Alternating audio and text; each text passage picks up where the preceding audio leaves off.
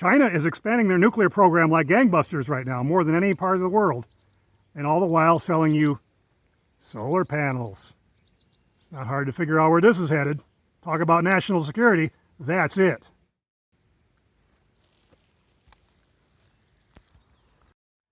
The Greenies are lying to you.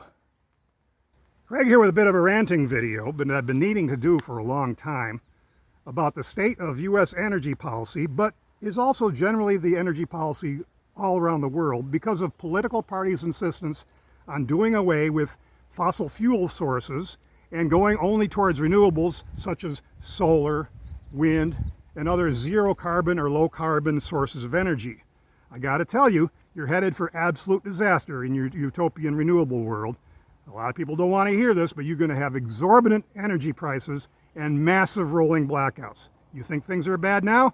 Just wait to see what's coming. You're headed for disaster. Now, let me preface this by saying I am not new to solar and wind. I've been doing this for about 4 decades now. So this is not coming from somebody who doesn't have any idea what they're talking about. I have real world experience with this, and I gotta tell you, solar is getting worse. I need to do a whole separate video on this about for all the solar techies out there, the geeks out there for doing solar and wind, because solar has not got better. Alternative, we called it alternative energy back then. Today they call it renewables. I have one here, one of my early solar panels. Yeah, you don't see solar panels like this anymore. This was built in the 80s. Arco Solar, by the way, amazingly enough. The doing away with fossil fuels, although I generally agree with the doing away with fossil fuels, the direction we're headed and the way we're headed is headed for absolute disaster because these aren't going to work on a utility scale. They just aren't. You're headed for disaster. Now, solar has changed. I go back to, well, here's a battery that I've recently bought. Lithium iron phosphate. Different technology, not necessarily better, not necessarily cheaper than the old lead acid batteries we've had for more than 100 years. And in order to get that battery to work, I need something called a BMS, which is loaded with computer chips. Got 24 wires hanging off of it. That has to be hooked up to a computer linked to China.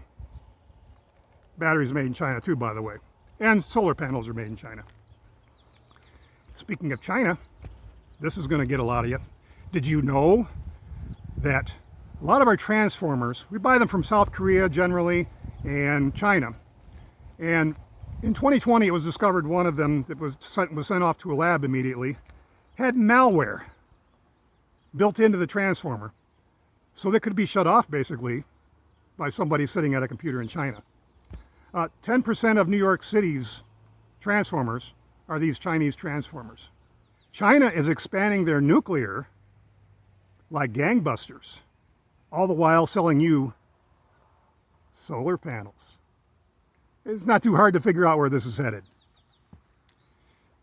So your reliance on computers and foreign countries to get your energy is going to be even more disastrous. And when there's an EMP, my independent system isn't going to last anymore when I hook this thing up.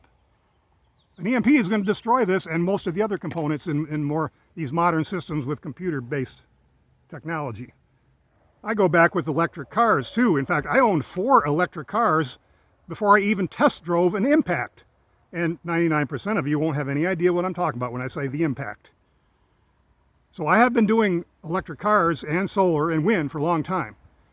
Let me explain to you one of the ways that the Greenies lie to you on a daily basis, and it goes overlooked by everyone, even in the industry. The system behind me here is what they're rating as a 4 kilowatt system, meaning at full sun in the middle of the day, it produces about 4,000 watts of power. They rate it and base their calculations based on that number, 4 kilowatt. However, here's the big lie. This doesn't generate 4 kilowatts of power. Firstly, this degrades every year. This system here is about 2.5 years old, 3 years old almost, and it's now degraded about 4 to 5% from when it was new. So it degrades a little bit. So I'm only getting about 3.8 kilowatts out of this at peak sun. And when I say peak sun, that means I'm only getting that 3.8 kilowatts during the middle of the day, around for an hour at noon. That's when I'm getting 3.8 kilowatts. The rest of the time, I'm getting a lot less, sometimes even only in the area of hundreds of watts. And I average 0 kilowatts at night. You have to compare it with equal numbers. And you're not comparing wind. So wind, the same thing. They rate them at 25 miles an hour usually. My 17.5 kilowatt Jacobs generator generates at 25 miles an hour 17.5 kilowatts. However, it's never 25 miles an hour. Very rarely is it 25 miles an hour. Usually, it's producing less than 1,000 watts. So when you rate wind and solar, you need to compare apples to apples. When they rate a coal or natural gas or a nuclear plant, they're rating them at capacities which generate those numbers 24/7. Full capacity. Other than downtimes, those plants generate power at more consistently to the maximum output. Solar and wind never do. You might as well mark that number take a fourth of that number, probably about 1,000 kilowatts. I'd have to go over all the numbers. You're probably only getting about a fourth of the actual number out of these because first of all, it's dark half the time. Second of all, days like today is cloudy. I'm going to put some screenshots today. Here it is around noon. And what do we got? Very low numbers. Now I'm going to show some other screenshots of other days. This is like a maximum day for comparison. This is about the most I ever get out of a system where there's no clouds in the sky. But as you can see, when it's cloudy or when it's overcast or even when a cloud goes over, the production of these drop dramatically. The annual output of a system like this doesn't vary much from year to year. However, month to month, it varies greatly, as you see from January compared to the middle of summer and then declining again all the way to December. And this is typically what it looks like in the middle of winter, when some days you get absolutely nothing because of snow cover. But as high as this in the summertime. Wind is a little different story because wind, depending what area of the country you're on, and the same applies to solar. Some areas are better for solar than others, and some areas are better than wind than others. But when you're dealing with wind, it's rated at the 25 miles per hour usually, which we never get. And at night, it also generates a lot less, sometimes 0. Sometimes it generates 0 even during the day, but at night it's usually much lower just because that's the way the weather operates within the wind. The reason our electricity is generally so cheap, I mean, really, we've had cheap electricity in our lifetimes. There's no way to really say that otherwise. You might complain about the prices, but they've actually been pretty low. You ain't seen nothing yet when we try to go with this. Now, part of the problem with this that they also aren't talking about is energy storage. Whereas a nuclear plant or coal or natural gas or biofuel, all these types of plants, whereas they can generate that rated output all the time, that can be used as what they call base load. This could never be used as base load because it's so variable, as you've seen by some of the charts I've shown you. So, and it only produces during the day, and the peak, it's like a bell curve. Only at noon do you get that rated output. So this is not going to work because, for instance, there's two examples. First of all, look at Germany. What Germany's going, they have the highest electricity rates in the world right now. And they decided to go largely with wind and renewables, do away with their nuclear. But now, because of what Adolf is doing in Ukraine, they're having big troubles now because they're having to rely on natural gas. So now they're having to destroy entire towns for coal mining, entire communities because of strip mining for coal. But here in the U.S., you don't have to look any farther than California to see where your future lies. California, because of their tax incentives and rebates and so on, dealing with solar and alternative energy, they now have a glut of solar, and now they're having to backtrack. Recent proposals, not too many months ago, are making them now backpedal to try to discourage solar without actually saying it by charging customers, this is a proposal, it's not implemented yet, by charging customers, utility customers, $8 per kilowatt rating per month to have solar even hooked up to the grid. In other words, a system like this, 4 kilowatts, and the average residential system in this country is about 5 kilowatts. So this is not much smaller than an average system in the U.S. In order for this to be hooked up to the grid, you have to spend $32 per month just to be hooked up to the grid, no matter how much energy you send back to the grid. Now, I don't need to get really technical in this right now. Basically, this system is grid intertied so that when it's generating more electricity than we're using, it goes back to the grid.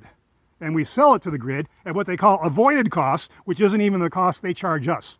So they charge you one rate and they give you back another rate, which is lower, of course. The average in the US residential is about 14.5 cents per kilowatt. California's a lot higher than that.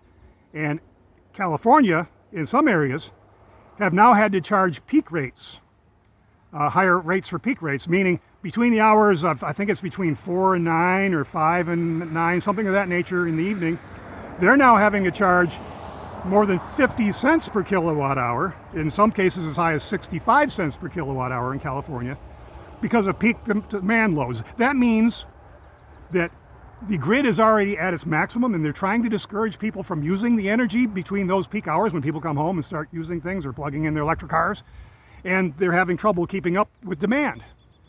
And solar isn't helping, because as you see by these grids, that's when solar starts tapering off. So they have too much electricity during the day when you have good sun, but not enough electricity in the evening, and that's the nature of renewables. You can't always rely on it. It can't be a good base load where nuclear or fossil fuels can. So this isn't working for them. They're going to have huge problems in the future. They're having to raise those rates to avoid making more natural gas or other coal plants or other fossil fuel plants. Hydroelectric is probably one of our best options because it employs energy storage, which none of the other ones have. However, it's very difficult to expand much, at least in this country. And when you do try to expand it, the Greenies have a fit with that too, because it endangers, they want to cry about some fish or something. No matter which form of electricity you think we need to be going to, we're not going to do it with this unless you want massive rolling blackouts, because there's no good way to store this energy. That's the big crux of the problem with renewables, is you can't store it cheaply, safely, efficiently, effectively with our current technology. Our technology for energy storage pretty much sucks. Batteries, it hasn't really advanced much, no matter what you see in the press. It really hasn't. With my experience with batteries, it hasn't advanced much. There's pumped hydro, there's flywheels, there's tide pool, there's all sorts of technologies out there that could be used for storage, but none of them pass the smell tests. They just don't. They don't work. Not at the utility scale. Did you know this system, even though I can power this house in the summertime, in the wintertime, I can't do anything with this. We get almost zero output because of snow cover, overcast days. And that's when we need the energy the most. No one doing alternative energy or renewables. This is another big lie from people who do alternative or claim they do alternative energy or renewables. This is the big lie most of them give you. Oh yeah, I power my house with solar. No, you don't. Nobody powers their house with all renewables unless you have a massive system, many hundreds of times probably bigger than this one's.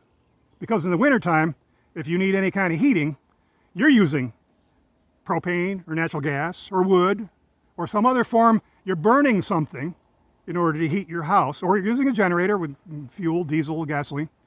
In the wintertime, you're using fuel to cook with, to heat with, to your water heater. Anything that heats uses a lot of electricity, and you're using some sort of fossil fuel for that, almost guaranteed. Unless you have earth-sheltered home or underground house, which I'm trying to build now, you aren't powering your home with just with alternative energy off-grid. You're not doing it. And I'll challenge anybody here to describe your system, show me what you got, and I'll show you where you're lying, because the numbers won't add up unless you're willing to live without air conditioning in the summertime and heat in the wintertime, or hot water or whatever. There's other ways of doing this. You could have active solar systems, you could have passive solar systems. There's other ways to do it, but these are get very involved and involve a lot of work, and people just don't go to that trouble. It may form a resurgence here in the future because of what we're seeing with electricity prices and where they're going to be headed. This is not a simple solution. I don't have a really good answer. I'm always trying to maintain off-grid status myself, but I'm not able to do it without an underground house or without massive amounts of batteries. Although utility may generate more electricity during the day with solar than they're using, we don't have a way of storing it really. If I were to try to put a battery system in this and try to use it in the wintertime, when I have because with my excess electricity I have in the summertime, I would probably need $1 million battery bank and a bigger system in order to store enough energy to power this house without fossil fuels over the wintertime. And that's the sad reality of renewables. If you want to live cold in the dark, okay, get a solar system, go off grid. But you're still going to be using fossil fuels, no matter what your insistence to the otherwise is. And quit with all the false promises and hype of nuclear fusion. I've been using nuclear fusion collectors for many decades now. Yes, every year there's some magic breakthrough that supposedly happens and we never really have a breakthrough. You've been promising me this for 60 years now. Nothing ever happens of it. Just like you've been promising my mother flying cars in every driveway for more than 80 years. The Greenies' insistence on driving us towards electric cars is also fraught with disaster. And now we have announced the plans for the Biden administration and the car companies by going with electric cars by the year whatever. Damn infernal combustion engines. Have to deal with all this noise the cars going by, sorry. Electric cars are quiet. I do like electric cars, don't get me wrong. But we're headed for disaster with electric cars. That sounds strange coming from me, but this is the reason. Batteries. This battery here is lithium iron phosphate. The other batteries for electric cars, such as the Tesla, are generally using lithium ion batteries, similar but different. And they use a lot of rare earth minerals that we don't have enough in the earth to be mined. The lithium, the cobalt, the nickel, the neodymium, I think is that how you say it, magnets and wind generators. We don't have that much materials on the planet to do what these people meme. It's not going to work. It's going to get much more expensive. They are more energy dense, these batteries. And then the toxic nature of them and the toxic mining process and the disposal problems, it's going to be a disaster. Then there's not enough. The prices of electric cars are going to go way high, and eventually it will become, when they do away with internal combustion engines, you aren't going to be able to afford one anymore. And a simple EMP will take out all of them too, by the way, more than likely. They're so computerized. But they want you out of cars anyway, don't they? So electric cars are not the answer for the entire world. And I don't think you're ever going to find a method of storing enough energy density with batteries in order to make it work for heavy equipment and a lot trains or other large pieces of equipment. They just don't have the energy density. The weight ratio doesn't work for a lot of vehicles. It just isn't practical whatsoever.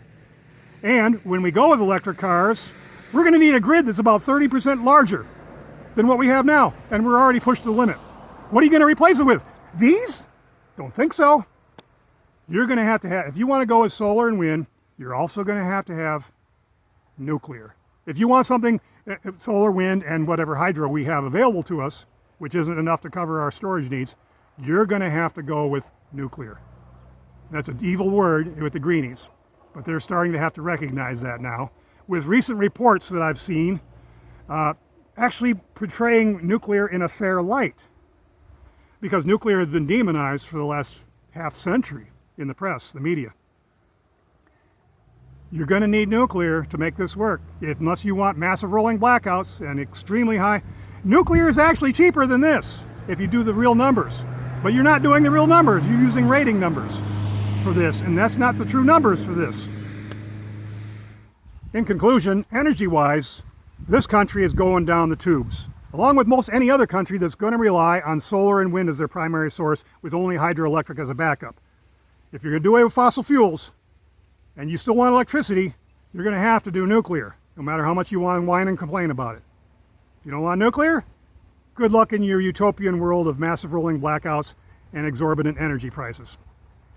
Craig signing out.